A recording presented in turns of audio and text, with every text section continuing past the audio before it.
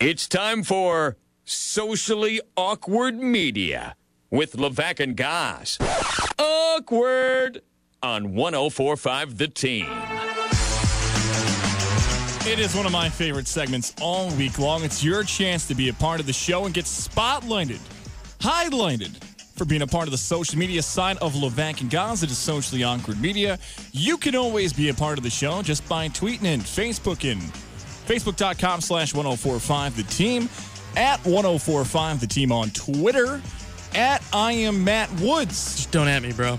Don't add him. No Z's, just an S. At I am Matt Woods' account, and at Tom Goss, TOMGOZZ on Twitter. Let's lead things off with Jay. Jay wrote this one to Levac, so we both have to respond in honor of Levac. Levac, all this talk about Aaron Boone being a rookie, pretty sure Judge was a rookie last season. Teams don't bring guys up to the majors who haven't played in AAA for 10 years. They bring up the best player. This is the same thing.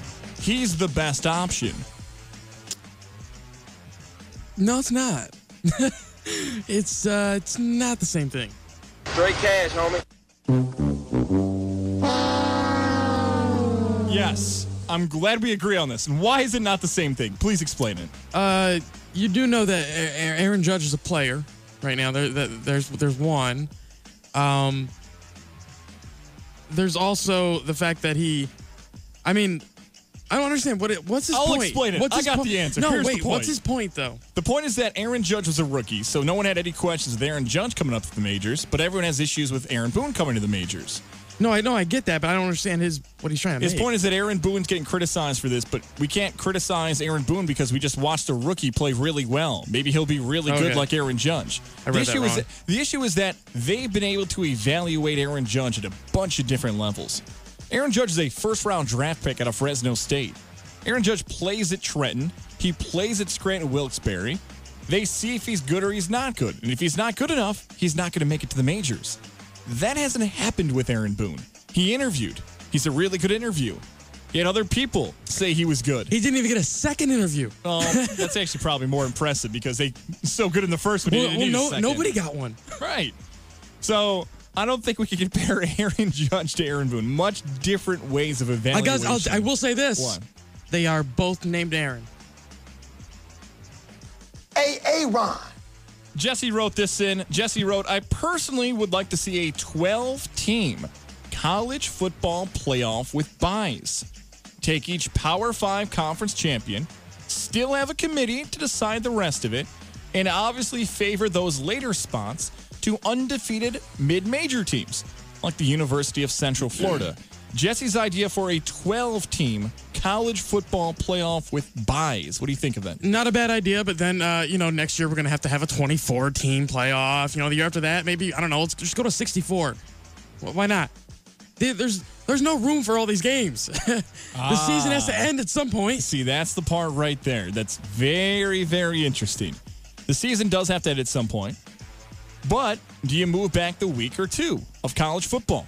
Alabama played Mercer this November, okay? This season, Alabama and Mercer played.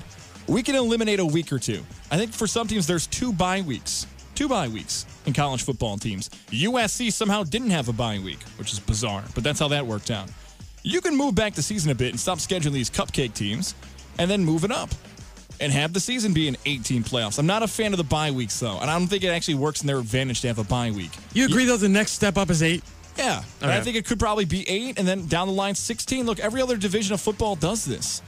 The NFL has a 12-team playoff, if my math adds up correctly. Yep. 6 and 6. Yeah, Division 2, Division 3, the FCS level all have playoffs. It's one of these things in sports where we're going to look back and a person who doesn't watch sports thinks, wait, so you didn't have a championship? You just picked somebody? But somebody's always going to be mad that there's that one team that's left out. Fine. And that's fine. Exactly, but I don't think there's people that realize that somebody's going to be left disappointed at the end of the day. I mean, you can't make everyone happy, and I don't think people realize that. You know what I'd say to that? Be better. Be bolder. That's right. Yeah. Be better, be bolder. Corey wrote this in. Woods, what do you think about Gary Kubiak coming back to retirement and coming back to coaching the New York Giants? How do I know he's going to coach a whole season? I mean, you can't guarantee that. I feel like I can guarantee that any of these guys, whether it's McDaniels, whether it's Vrabel, Sean Payton. I know that these guys are going to be there day in and day out. Gary Kubiak, although in my mind a good coach, great coach, I don't know if he's healthy enough, first off, in order to be there, in the facility every day working with these guys. And outside of that, I just think there's better options at the moment. Gary Kubiak's a tough coach to evaluate because Kubiak wasn't John Fox. John Fox got the Denver to the Super Bowl. They didn't win. Kubiak comes in, and Kubiak wins the Super Bowl. But Peyton Manning has his worst year by far and away as a pro in the NFL. Defense is really good, but Kubiak really never got as much credit maybe as he deserved because the defense did, and Peyton Manning did. That was the easy storyline. He also was the coach for the Houston Texans for a long time, and that Texan team at that point never really had a good quarterback, and they were rebuilding. Kubiak, look what happened to Denver with Vance Joseph now. You all of a sudden see the legacy of Gary Kubiak. You start thinking, ooh, maybe he is. But I get your point. Is the health ready? Is he willing to come back and coach in the NFL? I will say this, though. If he is ready, I'm not making him my head coach. I'm making him my defensive coordinator. Why? Why not the head coach? He's an offensive guy, former quarterback, always backup. I know. Offensive coordinator. That's what I meant to say. I think he's got a better pedigree for a thing like that right now. I just don't know if the Giants can go long term like they're hoping to do with both a GM and a head coach and have as much confidence in Gary Kubiak to be there at the end of that tenure. You know what I mean? Yeah, I get what you're saying. And maybe Denver fans won't overthink it like some sports fans like to do when it comes to analytics. Dan wrote this in, I don't believe in deep analytics. I think happenstance is more prevalent than these crazy stats. I'm much more of an eye test mixed with important stats guy. Mostly wins. I don't like analytics. That's pretty much you in a nutshell, guys. Actually, it was a really description of me. Yeah, there are certain stats that make sense. The stats we've grown up with, and sometimes those stats get convoluted a bit. Even like sacks in the NFL, that's a stat, and I know people love to look at that stat. That's a tough stat, too, because guys can fall into you. And other times, quarterbacks can have great rushes and not get a sack or penalties and things like that. Holding calls are accepted rather than declined. I'm going to say this. I'm the opposite. I like, maybe not, depends on how deep we're going with the analytics here, but yes, go ahead. Play the nerd sound. Go ahead. No, I know you want to do it. I won't do it. I promise I won't do it.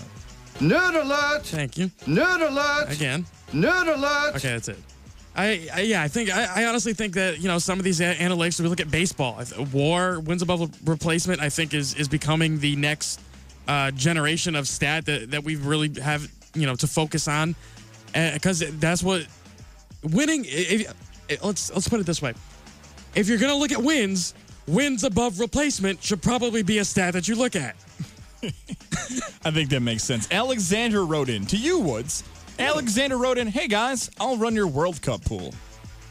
Heck yeah. You got time for that. Yeah, but Team USA isn't in it. Good. Better teams. Alexander, if you want to run a World Cup pool and you and Woods want to get together on Twitter, that's the power of social media. You go ahead and do this because I'm not even making this stuff up right now. Not only is Woods right now wearing a soccer jersey during the show. And a hat. Go ahead, say what else you're wearing. Scarf. You are wearing the full outfit today. You've got the shirt, the hat, pretty proud of my team, team, man. I mean, the scarf. We had a great win yesterday, 7-0. As they like to Matty say. Jeff was concerned. The guy who works at GNA. Matty Jeff has a luscious beard, by the way. I thought my beard was nice. Yours is weak. I'll move on. We're going to do an actual sports question here. The pressure's on you now. Michael wrote this in. Woods, who do you play in a flex spot for PPR leagues? One of these 5. And there's really good options here. Aaron Jones from the Packers, Josh Gordon from the Browns, Deion Lewis from the Patriots, Cooper Kupp from the Rams, or Jerick McKinnon from the Vikings. One of those 5 he needs. What do you got, 4 people in the league? I was going to say. It's ridiculous. I would probably go... I'll tell you what I went. I'd go Josh Gordon. Really? I went Deion Lewis for the PPR, the catches, Monday Night Football matchup against Miami. I think Josh Gordon's gonna go off this week. I mean, they're going to have a lot of possessions because it looks like Green Bay is still going to be without Aaron Rodgers. So I don't think they're going to be able to waste the clock like they would like to, especially with a team like Cleveland. But I think Josh Gordon he's going to get his first touchdown, I think, this week. wouldn't surprise me if he goes over 100 yards and has 6-7 catches. Yeah, he beat my projection last week for fantasy versus reality, so I'm all about Josh Gordon. I got 3 more for you here on Socially Awkward Media, which you can always be a part of at 1045 The Team, Facebook.com/1045 The Team. Woods is at I am Matt Woods, at Tom Goss, TOMGOZZ. Matt wrote this in, pipe down, Goss. You only get one rival, and yours is Georgetown. Knock it off. That's what I said. Syracuse and UConn was the second best rivalry in college basketball, which I still stick by. I really believe that. It is. I know the Louisville, Kentucky people are going to come out again. They're close. They're very close. Syracuse and UConn, the 6 OT game, the national championships, the Final Fours for the past 10 years, 15, 20 years. That's the second best rivalry. Although, that game didn't help my case. That was actually one of the most ugliest games I've watched in a long time. My goodness, that game was UConn awful. team is garbage, man. They stink. I feel bad for UConn? Kevin. I mean, they're in a cruddy conference for one. That might be the answer, though, really. Because of how bad that conference is, that might be why UConn can't recruit They anymore. can't recruit, yeah. And I feel bad for Kevin Ollie. You put him back in the Big East, they'd be able to recruit better. But I think they'd be a powerhouse in the Big East. Closer wrote this one in. Who wore the haircut better? Retweet for former New York Giant head coach Ben McAdoo, or like for Wolf the Dentist Stanson from Mighty Ducks 2? Wow. It's a pretty good we're going back. resemblance. Yeah. They look alike. You can check out Closer's Twitter for that one. They do look alike. You know what? I hate Ben McAdoo so much he can't wear anything well at this moment, so I guess I'm going with that Stanson guy. Did you see the McAdoo tweet? I forgot who had it that said McAdoo's living the true life of a high school nerd, where he starts off with all of his buddies. He's got sloppy hair, glasses, and then they show the next picture. It's him slicked back hair, sunglasses, hanging out with all the cool kids, and he changed. He became a head coach. He's too cool for school. Some people think he was a real life high school movie plot. He was. Well, let me ask you this: whose career is going to take a downfall? A worse downfall after the Ben McAdoo firing? Ben McAdoo or the kid that looks like Ben McAdoo? Like, who's going to have a better career after that? I don't know if there's going to be one. For some reason, I thought a Gordon Bombay reference was coming, but I would probably say Ben McAdoo still. I would still say Ben McAdoo. That poor kid, We'll man. round it out here with this question. You got excited. You actually got tagged in this one as well from Donald. Donald wrote this one in. The Duck? If you could own... No, not the Duck. If you could own one game-worn jersey of any professional athlete, who would it be? P.S. Gaz, Carmelo Anthony's excluded in this conversation. For me, that's easy. That's Derek Jeter. That's the one that is the crown jewel. If I could have one. Are we going alive or are we going dead? Because if we're going dead, Babe Ruth. Okay, so Babe Ruth's a good one. What was the other one you said? Babe Ruth and who? Derek Jeter. If we have to go alive, I'm going Derek Jeter. Right. I have the same answer I've had before, and I actually Johnny Manziel. Johnny Manziel's a good one. No, I would stick by Mike Eruzione. I think the Mike Eruzione thing, and I think it's still the record is that's the highest selling game worn jersey in American history. Is it really? I have a whole take on a Miracle on Ice with driving people nuts. I'll save that for another day. I think I said this before. I don't think I've ever seen you wear a hockey jersey. No, I don't. But I think with everything that happened in that game, and Team USA and rah-rah and what it means and the Soviets, and the Mike Eruzione jersey would be the jersey. I think that'd be a cool one to bust out for certain occasions. Yeah, that's actually not a bad one. I really like that. And then Johnny Manziel. Oh, no. Johnny Manziel's second. I hate it.